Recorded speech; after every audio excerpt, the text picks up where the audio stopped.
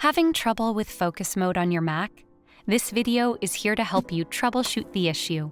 Let's dive in. Firstly, ensure to review the Control Center settings on your Mac. To do so, press Command and Spacebar to open Spotlight Search. Type Control Center and hit Return.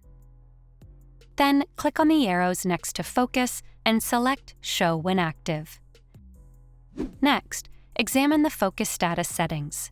Again, press Command and Spacebar to open Spotlight Search.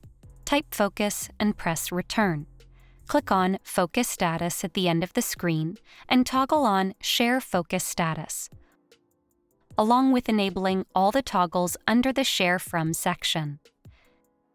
Navigate to Privacy and Security from the left sidebar in Settings and search for Focus. Toggle on switches next to all the apps where you wish to share the focus status. Lastly, updating your Mac should do the trick. Open the Settings app, navigate to General, and click on Software Update. It will take a few seconds to check. If an update is available, install it. This video is guaranteed to bring back the Focus Mode feature on your Mac. Don't forget to subscribe to Guiding Tech and discover one of our tailored videos just for you.